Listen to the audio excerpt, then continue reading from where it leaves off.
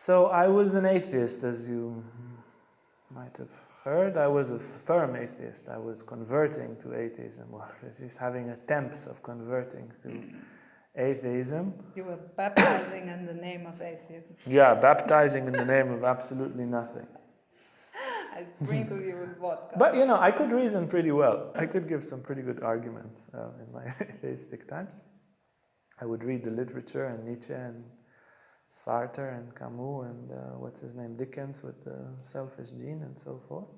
I then read Krishnamurti. Well, I'll tell you the story, yeah, because I read Krishnamurti and I was really attracted to Krishnamurti. I was 18, 19. And then when I got his book, The Freedom from the Known, he was saying that thing that humanity is searching for that has 1,000 names and has no names. And when people search for it, they have faith or they find faith. And I was like, I don't want faith, I want truth. I don't want faith, I want truth. Another one that will tell me if you believe it will be, I don't want to believe, I want to see.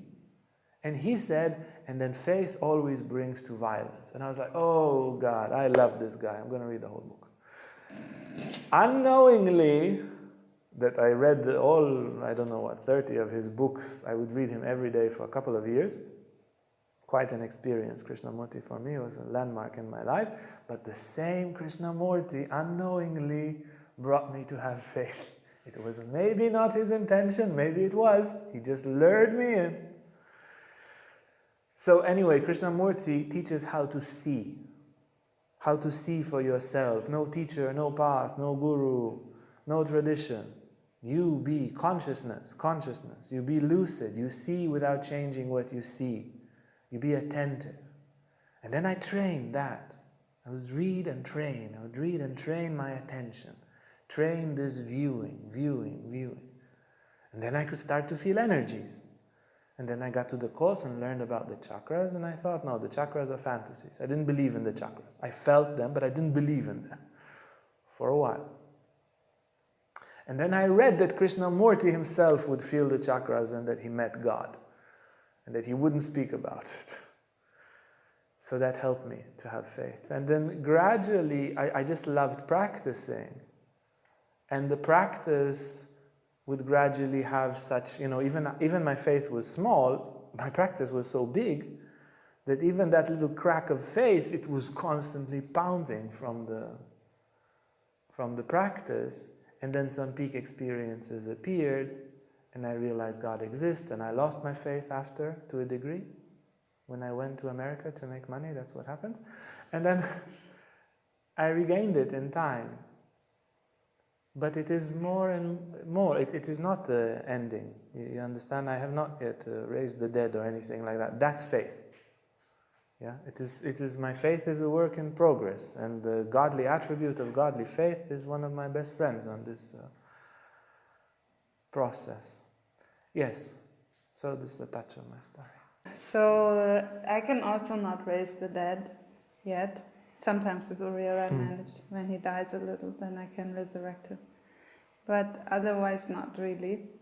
But I was born with a lot of faith, and I just had this double-edged perception all the time. I would perceive how when I listen, something listens through me, and when I speak, something speaks through me also. There's also me, and there's also something speaking through me, and when I pray, there's something praying through me. So I would always have this double-edged perception, and that gave me a lot of faith. And I would pray ever since I was very small. I would pray out loud, and I would talk to God very clearly and very loudly and very personally, and just share everything. And it would make me feel great. And it would not only make me feel great psychologically, because I noticed that if I do that with a friend, that also makes me feel good, but it's incomparable to when I share with God. Then something else happens, something magical happens somehow. And that would make my faith grow. And then when I entered more clearly the spiritual path by finding the yoga school and yoga path and so forth, then I would sort of, like one of my friends, she would always be like, but why don't you ask God? But why don't you ask God? Like anything I would ask, she would always say, but why don't you talk to God about it?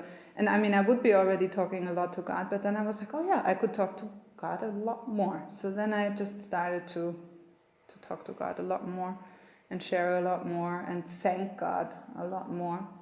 And then, yeah, the more you pray, the more the faith grows. And then at one point, maybe the dead will get resurrected. Let's see if it's necessary. Hey guys, if you like this video, make sure to like and subscribe to our YouTube channel for more content on spirituality, Tantra and more. And if you want to sign up for our online classes or for our retreats, you can see our website on the description below.